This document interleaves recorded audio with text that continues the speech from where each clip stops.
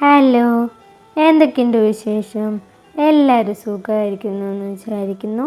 ഇത് നമ്മുടെ 80ാമത്തെ പാർട്ടാണ്. എന്നാൽ നമുക്ക് സ്റ്റോറിയിലേക്ക് പോയാലോ? കമൻ്റ് ഇടാൻ മറക്കരുത് കേട്ടോ. റൂമിൽ ദത്തനെ കാത്തു കിടക്കാണ് വർണ്ണ. വാതിൽ തുറക്കുന്ന ശബ്ദം കേട്ട് അവൾ തല ചരിച്ച് ഡോറിനരികിലേക്ക് നോക്കി. ബെഡ് ലാമ്പിൻ്റെ വെളിച്ചത്തിൽ തൻ്റെ അരികിലേക്ക് നടന്നു വരുന്ന ദത്തൻ്റെ അമ്മയെ കണ്ട് വർണ്ണ വേഗം കണ്ണുകൾ അടച്ചുറങ്ങുന്ന പോലെ കിടന്നു. അമ്മ വാതിൽ ചാരി അവളുടെ അരികിലായി വന്നിരുന്ന് അവളുടെ നെറുകയിൽ തലോടി. ഈശ്വര, ദത്തനെങ്ങാനും ഇപ്പം കയറുവന്നെല്ലാം പൊളിയും. ഉറങ്ങുന്ന പോലെ തന്നെ കിടക്കാം. അപ്പം അമ്മ വേഗം ഉറങ്ങുമല്ലോ. പക്ഷേ ഈ അമ്മയ്ക്ക് ഇതെന്താ പറ്റിയേ? എൻ്റെ മുഖത്ത് പോലും നോക്കാത്ത ആളായിരുന്നില്ലേ? വർണ്ണ ഓരോന്ന് കണ്ണുകളടച്ച് ആലോചിച്ചു.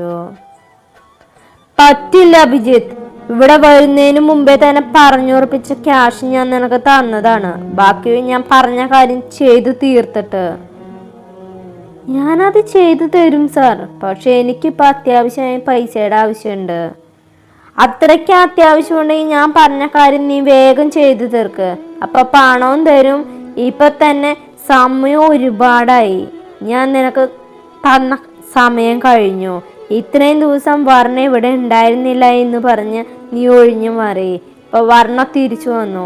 അതിനെ കാര്യങ്ങളൊക്കെ വേഗം ചെയ്തു തീർക്കുക. എന്നിട്ട് തീരുമാനിക്കാം പൈസ തരണോ വേണ്ടോ എന്ന്. അത് കേട്ടതും മേശപ്പുറത്തിരുന്ന ഫ്ലവർ വേസ് ദേഷ്യത്തിൽ താഴേക്ക് എറിഞ്ഞ് അബി ആ റൂം വിട്ട് പുറത്തേക്ക് ഇറങ്ങി. ഇയാളിങ്ങനെ വിട്ടാൽ പറ്റില്ല. ഉടൻ തന്നെ എന്തെങ്കിലും ചെയ്തേ പറ്റുള്ളൂ. അബി ഭ്രാന്ത് പിടിച്ച പോലെ മുടിയിൽ കോർത്തു വലിച്ച റൂമിലേക്ക് നടന്നു. നീ ഒരു സോറി പറഞ്ഞാൽ തീരാവുന്ന പ്രശ്നമുള്ളൂ ദേവ. ഇവിടെ വേണ്ട, എനിക്കതിൻ്റെ ആവശ്യമില്ല. ഞാൻ ഇറക്കിയിട്ടവളെ തിരിച്ചു വിളിച്ചു കൊണ്ടുവരാൻ നിന്നോട് ആരാ പാർട്ടി പറഞ്ഞേ? മനുഷ്യന്റെ സമാധാനം കളയാൻ. പിന്നെന്താ ചെയ്യണ്ടേ? വർണ്ണ നിന്റെ ഭാര്യയല്ലേ? അവൾ താമസിക്കേണ്ടത് ഈ തറവാട്ടിലല്ലേ? ഭാര്യയോ? അവളെൻ്റെ ആരുമല്ല. ഉടൻ തന്നെ അവളെ ഇവിടെ നിന്ന് ഇറക്കി വിടണം. എനിക്ക് അവളെ കൺമുന്നിൽ കാണുന്ന പോലും വെറുപ്പാ. ശരി, നീ അത് വിട്ടേക്ക്. നമുക്ക് അതിനെക്കുറിച്ച് പിന്നെ സംസാരിക്കാം. ഇപ്പം നീ നമ്മുടെ പ്ലാൻ പറ. എന്ത് പ്ലാൻ? നിന്റെ അച്ഛൻ്റെ ഡ്രഗ് ഡീൽസിനെ കുറിച്ചുള്ള എവിഡൻസ് അടങ്ങുന്ന ഫയൽ കിട്ടിയാലേ നമുക്ക് എന്തെങ്കിലും ചെയ്യാൻ കഴിയുള്ളൂ. പക്ഷെ അത് അച്ഛൻ്റെ ഓഫീസ് റൂമിലല്ലേ? അത് നമുക്ക് എത്ര എളുപ്പമൊന്നും എടുക്കാൻ കഴിയില്ല. ആ റൂമിൽ അച്ഛൻ എന്നെ പോലും കയറ്റില്ല. മാത്രമല്ല, ലോക്കറിൻ്റെ കീ അച്ഛൻ എവിടെയാണ് വെച്ചിരിക്കുന്നതെന്ന് പോലും എനിക്കറിയില്ല. അത് നമുക്ക് എങ്ങനെയെങ്കിലും കണ്ടുപിടിക്കണം. ആ ഡോക്യുമെൻറ്റ്സ് നമ്മുടെ കയ്യിൽ കിട്ടിയാൽ നിന്റെ അച്ഛന് പിന്നെ ഒന്നും ചെയ്യാൻ കഴിയില്ല. അത് വെച്ച് നമുക്ക് അയാളെ വരച്ച വരയിൽ നിർത്താം. അച്ഛൻ പിന്നെ നമ്മൾ പറഞ്ഞതിനനുസരിച്ച് ചലിക്കുന്ന പാവം മാത്രമായിരിക്കും. ശരിയാണ്. വാതിലിൻ്റെ അരികിൽ നിന്നുള്ള നിഴൽ പതിയെ അകന്നു പോയതും പാർത്തിയും ദത്തനും പരസ്പരം ഒന്ന് നോക്കി ചിരിച്ചു. ഇതിലവൻ വീഴും. ആ ഫയൽ അവൻ തന്നെ കണ്ടുപിടിച്ചെടുക്കും. നിന്റെ അച്ഛനെ വരുതിയിൽ നിർത്തേണ്ടത് ഇപ്പം അവൻ്റെ ആവശ്യമാണ്. പക്ഷെ ദേവ, അവനെന്തെങ്കിലും സംശയം തോന്നിയിട്ടുണ്ടെങ്കിൽ? ഇല്ല, അങ്ങനെയായിരുന്നെങ്കിൽ അവനിപ്പം നേരെ പോകണം നിന്റെ അച്ഛൻ്റെ അടുത്തേക്കായിരുന്നു. അഭിജിത്ത് ചന്ദ്രശേഖരൻ്റെ ഓഫീസ് റൂമിൽ നിന്ന് തൻ്റെ റൂമിലേക്ക് പോകുന്ന വഴിയാണ് ദത്തൻ്റെ പാർട്ടിയുടെ സംസാരം കേട്ടത്. അത്രയും നേരം ടെൻഷനിലായിരുന്ന അബിയുടെ മനസ്സ് അവർ പറഞ്ഞു കേട്ടത് ആശ്വാസം നിറഞ്ഞു. അവൻ തൻ്റെ റൂമിലേക്ക് വന്ന് ഡോർ ലോക്ക് ചെയ്ത് ബെഡിലേക്ക് ഇരുന്നു. ദയവായിട്ടാണ് ഇങ്ങനൊരു വഴി കാണിച്ചു തന്നെ. പാർത്തി ദത്തൻ്റെ പക്ഷത്താന്ന് പണ്ടേ ഒരു സംശയം തോന്നിയിരുന്നു. ഇപ്പം അത് ഉറപ്പായി. അല്ലെങ്കിലും ചന്ദ്രശേഖരൻ്റെ ചോരയല്ലേ? ഇതിനപ്പുറവും പ്രതീക്ഷിക്കാം. ഇനി ചുവടുകൾ കുറച്ച് സൂക്ഷിച്ചു വെക്കണം. ആദ്യം ചന്ദ്രശേഖരൻ, അയാൾ ഒതുക്കണം. അതിനാ ഫയൽ എടുക്കണം. ഇതിനു മുമ്പ് അയാളുടെ ഓഫീസ് റൂമിൽ സംസാരിച്ച് നിൽക്കുന്ന സമയത്ത് കീ എവിടെയാണ് വയ്ക്കുന്നതെന്ന് കണ്ടതാണ്. അതുകൊണ്ട് കാര്യങ്ങൾ എളുപ്പമായി. രണ്ടാമത്തത് വർണ്ണ. അവളെ എനിക്ക് വേണം. ദത്തനായിരുന്നു ഏറ്റവും വലിയ തടസ്സം. ഇപ്പം അവൻ തമ്മിൽ പിണങ്ങിയ സ്ഥിതിക്ക് റൂട്ട് ക്ലിയറായി. പിന്നെ അവസാനം എൻ്റെ പൂർണ്ണി. അവളെ എനിക്ക് വേണം എൻ്റെ ഭാര്യയായിട്ട്. ഈ വീട്ടിലേക്ക് ചന്ദ്രശേഖരൻ വരുമ്പോൾ പറഞ്ഞിരുന്നു വർണ്ണയെ ദത്തൻ്റെ ജീവിതത്തിൽ നിന്ന് ഒഴിവാക്കണം, അവളുടെ സ്ഥാനത്ത് പാർവതിയെ കൊണ്ടുവരണമെന്നായിരുന്നു. അതിനു വേണ്ടിയാണ് വർണ്ണയുടെ മുറച്ചെറുക്കനായ എന്നെ തന്നെ ചന്ദ്രശേഖരൻ കളത്തിലിറക്കിയത്. പക്ഷേ ഇനി അത് വേണ്ട, കളി നമുക്കൊന്ന് മാറ്റിക്കളിക്കാം. അഭി തൻ്റെ മനസ്സിൽ കുടിലത തന്ത്രങ്ങൾ മെനഞ്ഞ് പതിയെ ഉറക്കത്തിലേക്ക് വീണു. പാർത്തിയോട് കുറച്ചു നേരം സംസാരിച്ചിരുന്ന ദത്തൻ എല്ലാവരും ഉറങ്ങിയെന്ന് മനസ്സിലായതും പതിയെ റൂമിൽ നിന്നും പുറത്തേക്ക് ഇറങ്ങി. വർണ്ണ കിടക്കുന്ന റൂമിൻ്റെ അടുത്തെത്തുന്നതിന് മുമ്പേ പാർവതി അവളുടെ റൂമിൽ നിന്നിറങ്ങി വർണ്ണ കിടക്കുന്ന റൂമിലേക്ക് കയറി. കാത്തു സൂക്ഷിച്ചൊരു കസ്തൂരി മാമ്പഴം കാക്ക കൊത്തിപ്പോയി, ഹയ്യട കാക്കൊച്ചി കൊത്തിപ്പോയി. ദത്തൻ പാട്ട് കേട്ട സ്ഥലത്തേക്ക് പിന്നെ നോക്കി. പാർത്തി കളിയാക്കണം. ഇവിടെ തെണ്ടി, നീ കാരണം ഇപ്പം ഇങ്ങനെയൊക്കെ ഉണ്ടായേ. കുറച്ച് മുമ്പ് നീ വന്ന് വിളിച്ചില്ലായിരുന്നെങ്കിൽ ഞാൻ എപ്പോഴും ആ റൂമിൽ കയറിയാനെ. പുല്ല് ഇവിടെ മരപ്പെട്ടി, നീ ഇനി അനുഭവിക്കൂടാ. ആഹാ, ഇത്രയും നല്ല കാര്യം ചെയ്തിട്ട് നീ എന്നെ ചീത്ത വിളിക്കുന്നോടാ. ഞാനപ്പോൾ വിളിച്ചില്ലായിരുന്നെങ്കിൽ നീ റൂമിൽ കയറും. വർണ്ണയ്ക്ക് കൂട്ടുകിടക്കാൻ പോയ പാർവതി നിങ്ങളെ കയ്യോടെ പൊക്കും, എല്ലാം പൊളിയും. ഇത്രയും വലിയ കാര്യം ചെയ്തു തന്ന എന്നെ നീ പൂവിട്ട് പൂജിക്കണം. I am feeling hurt. Parthi നെഞ്ചിൽ കൈവച്ച് പറഞ്ഞു. ദത്തന് ചിരി വന്നുപോയി. സോറിടാ, ഞാൻ അത്രയ്ക്കൊന്നും കടന്ന് ചിന്തിച്ചില്ല. പെട്ടെന്ന് അവളെ പിരിഞ്ഞിരിക്കണമെന്നായപ്പോൾ ദേഷ്യം വന്നു. പോട്ടെ, സാരമില്ല, എൻ്റെ പാർത്തിക്കുട്ടനെ അതങ്ങ് മറന്നേക്ക്. ഒരു ദിവസം ഇപ്പം തമ്മിൽ കണ്ടില്ല എന്ന് വെച്ച് എന്ത് സംഭവിക്കാനാ? ഈ വീട്ടിൽ തന്നെ അവളുണ്ടല്ലോ, പാർത്തി പറഞ്ഞു. അതെൻ്റെ മോന് പറഞ്ഞപ്പം മനസ്സിലാവില്ല. കല്യാണമൊക്കെ കഴിഞ്ഞ് ഒരുമിച്ച് ജീവിക്കാൻ തുടങ്ങിയാൽ അറിയാമല്ലോ. പാർത്തിയുടെ തോളി തട്ടി പറഞ്ഞു. ദത്തൻ റൂമിലേക്ക് നടന്നു. ഓഫീസിലെ ഫയലെല്ലാം നോക്കിക്കഴിഞ്ഞ് ഉറങ്ങാൻ കിടക്കുമ്പോഴാണ് വർണ്ണ ഒറ്റയ്ക്കാണല്ലോ എന്ന് പാർവതി ഓർത്തത്. അവൾ എണീറ്റ് നേരെ വാതിൽ തുറന്നു. വർണ്ണ കിടന്ന റൂമിൻ്റെ ചാരിയിട്ട വാതിൽ തുറന്ന് അകത്തേക്ക് കയറിയപ്പോഴാണ് വർണ്ണയെ ചേർത്ത് പിടിച്ച് ഉറങ്ങുന്ന ദത്തൻ്റെ അമ്മയെ അവൾ ബെഡ് ലാമ്പിൻ്റെ വെളിച്ചത്തിൽ കണ്ടത്. തനിക്ക് വയ്യാത്ത ദിവസങ്ങളിൽ ഉറക്കം പോലും കളഞ്ഞ് തനിക്ക് കൂട്ടിയിരുന്ന അമ്മായിയെ അവൾ ഒരു നിമിഷം ഓർത്തു. താനായി തന്നെ എല്ലാം നഷ്ടപ്പെടുത്തി കളഞ്ഞു. അമ്മായി തന്നോട് മിണ്ടിയിട്ട് തന്നെ കുറച്ച് ദിവസങ്ങളായി. അവളൊരു നിരാശയോടെ തിരികെ നടന്നതും പിന്നിൽ നിന്നും ഒരു വിളി വന്നതും ഒരുമിച്ചാണ്. പാറു. വിളി കേട്ട് അവൾ തിരിഞ്ഞു നോക്കിയതും ബെഡിൽ എണീറ്റിരിക്കുന്ന വർണ്ണയും അമ്മായിയും. എന്താ ചേച്ചി, ഇതുവരെ വന്നിട്ട് തിരിച്ചു പോവാണോ? വർണ്ണ ചോദിച്ചു. ഏയ്, ഞാൻ വെറുതെ വർണ്ണ ഉറങ്ങിയോന്നറിയാൻ. അവളൊന്ന് പുഞ്ചിരിക്കാൻ ശ്രമിച്ചുകൊണ്ട് പറഞ്ഞു. ചേച്ചി ഇവിടെ കിടക്കൂ ഞങ്ങളുടെ കൂടെ? വർണ്ണ അത് ചോദിച്ചതും പാർവതി നേരെ നോക്കിയത് അത്തൻ്റെ അമ്മയുടെ മുഖത്തേക്കാണ്. അവളുടെ നോട്ടം കണ്ട് അമ്മ ഒന്ന് പുഞ്ചിരിച്ചു. എങ്കിലും സ്വന്തം മക്കളേക്കാൾ കൂടുതൽ സ്നേഹിച്ചു വളർത്തിയതല്ലേ. അവർക്കും പാർവതിയോട് ഒരു പരിധി കൂടുതൽ പരിഭവം കാണിക്കാൻ കഴിഞ്ഞില്ല. പാർവതി കരഞ്ഞുകൊണ്ട് അമ്മയെ ഇറുക്കെ കെട്ടിപ്പിടിച്ചു. എന്നോട് ക്ഷമിക്കമ്മായി. ഞാൻ വേണമെന്ന് വെച്ച് ശീലുവിനെ വേദനിപ്പിച്ചതല്ല. അപ്പോഴത്തെ അവസ്ഥയിൽ ഇനി അങ്ങനെ ഉണ്ടാവില്ല. എന്നോട് പിണങ്ങിയിരിക്കല്ലേ പ്ലീസ്. പാർവതിയുടെ കരച്ചിൽ കണ്ട് വർണ്ണയ്ക്കും പാവം തോന്നി. മോള് കരയാതെ. ഞാനും എൻ്റെ ഭാഗത്ത് ഒരുപാട് തെറ്റുകളുണ്ട്.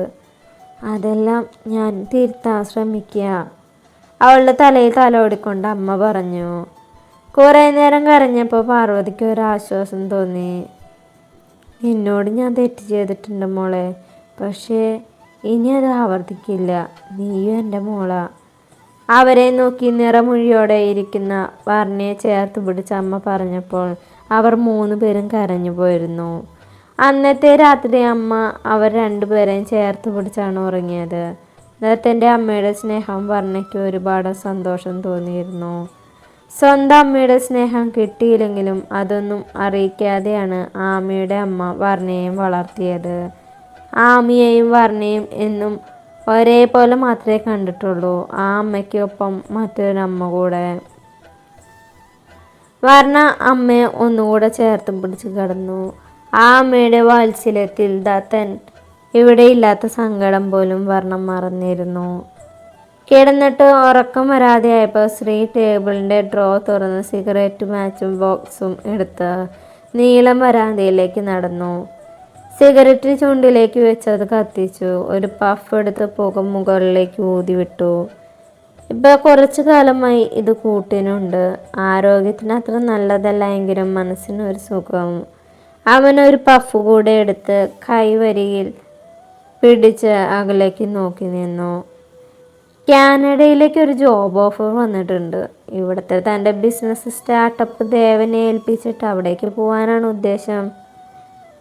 ഇവിടെ ഇനിയും നിൽക്കാൻ വയ്യ നിമ്മി. നിന്റെ ഓർമ്മകൾ, നിന്റെ സാമീപ്യം, നിന്റെ നിമിഷം ഞാൻ ഉരുകി ഉരുകി തീരുകയാണ്. അഭിജിത്തിനെ നിനക്ക് ഒരുപാട് ഇഷ്ടമാണെന്ന് എനിക്കറിയാം. അവൻ നിന്റെ കൂടെയുള്ളപ്പോൾ, നിന്നെ ചേർത്ത് പിടിച്ച് നിൽക്കുമ്പോൾ നിന്നെ അവനെ നിന്നും പിടിച്ചു മാറ്റി എൻ്റെയാന്ന് പറയണമെന്നുണ്ട്.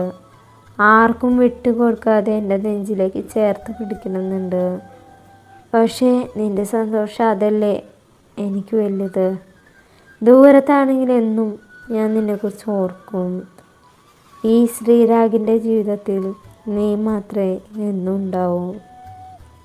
എപ്പം മുതലാ പുതിയ ശീലങ്ങളൊക്കെ തുടങ്ങിയേ? ദത്തൻ്റെ ശബ്ദമാണ് ശ്രീരാഗിനെ ചിന്തകളിൽ നിന്നും ഉണർത്തിയത്. അവൻ പെട്ടെന്ന് കയ്യിലുള്ള സിഗരറ്റ് എരിച്ച് താഴേക്കിട്ടു. നീ ഉറങ്ങിയില്ലേ ദേവാ? ഇല്ല, ഉറക്കം വന്നില്ല. കുറച്ചു നേരം അവർക്കിടയിൽ ഒരു മൗനം നിലനിന്നു. നിനക്കെന്തെങ്കിലും സങ്കടമുണ്ട് ശ്രീ? ഇല്ല ദേവാ, എനിക്കെന്ത് സങ്കടം? എന്തപ്പം അങ്ങനെ ചോദിക്കാൻ? മറുപടിയായി ദത്തൻ കുറച്ചു നേരം അവൻ്റെ മുഖത്തേക്ക് തന്നെ നോക്കിയിരുന്നു. അവൻ്റെ നോട്ടം താങ്ങാനാവാതെ ശ്രീരാഗ് മുഖം തിരിച്ചു പുറത്തേക്ക് നോക്കിയിരുന്നു. കാര്യങ്ങൾ നീ വിചാരിക്കുന്ന പോലെയല്ല ശ്രീ. നിൻ്റെ ഇഷ്ടം സത്യസന്ധാണെങ്കിൽ അത് നിന്നിലേക്ക് തന്നെ എത്തിച്ചേരും. നീ കുറച്ചു കാലം വെയിറ്റ് ചെയ്യണമെന്ന് മാത്രം. ഇത്രയും കാലം കാത്തിരുന്നില്ലേ? ഇനി കുറച്ച് ദിവസം കൂടെ മതി. അതിൻ്റെ ഇടയിൽ നീ സ്വയം നശിക്കരുത്. ദത്തൻ അവൻ്റെ തോളിൽ കൈവച്ച് പറഞ്ഞതും ശ്രീ അവനെ ഇറുക്കി കെട്ടിപ്പിടിച്ചു. തൻ്റെ ഷർട്ടിൻ്റെ നനവ് പടർന്നതും ശ്രീരാഗ് കരയാണെന്ന് ദത്തനും മനസ്സിലായി. ചില സങ്കടങ്ങൾ കരഞ്ഞു തീർക്കുന്നതാണ് നല്ലത്. അതുകൊണ്ട് ദത്തൻ അവൻ്റെ പുറത്ത് തട്ടി ആശ്വസിപ്പിച്ചു. ചെന്ന് മുഖമെല്ലാം കഴുകുക, ഒറ്റയ്ക്ക് കിടക്കണ്ട. ദത്തൻ അത് പറഞ്ഞതും ശ്രീ നേരെ തൻ്റെ റൂമിലേക്ക് നടന്നു. മേശവലിപ്പ് തുറന്ന് കയ്യിലെ മാച്ച് ബോക്സ് അതിലേക്ക് ഇട്ടതും എന്തോ അവൻ്റെ കാലിൽ വന്ന് വീണു. എൻ്റെ നിമ്മിക്ക് വാലന്റൈൻസ് ഡേക്ക് അവൾക്ക് കൊടുക്കാൻ വാങ്ങിച്ചതാണ്. അവൻ സ്വയം ഒരു പുച്ഛത്തോടെ അതെടുത്ത് കബോർഡിനരികിലേക്ക് നടന്നു. കബോർഡിൻ്റെ ഉള്ളിലായി മറ്റൊരു സീക്രട്ട് ഷെൽഫുണ്ട്. അവനത് തുറന്ന് ആ ബോക്സ് അതിലേക്ക് വെച്ചു. ആ ഷെൽഫിൽ മൊത്തം നിമ്മിയുടെ ബർത്ത്ഡേക്കും വാലന്റൈൻസ് ഡേക്കും കൊടുക്കാതെ പോയ അവൻ്റെ പ്രണയ സമ്മാനങ്ങളായിരുന്നു. അവൻ അതിലൂടെ വെറുതെ ഒന്ന് വിരലോടിച്ചു. ശേഷം വേഗം അത് ലോക്ക് ചെയ്ത് ബാത്റൂമിലേക്ക് കയറി ഫ്രഷായി ദത്തൻ്റെ അരികിലേക്ക് വന്നു. ദത്തനും ശ്രീയും നേരെ പോയത് പാത്തിയുടെ റൂമിലേക്കാണ്.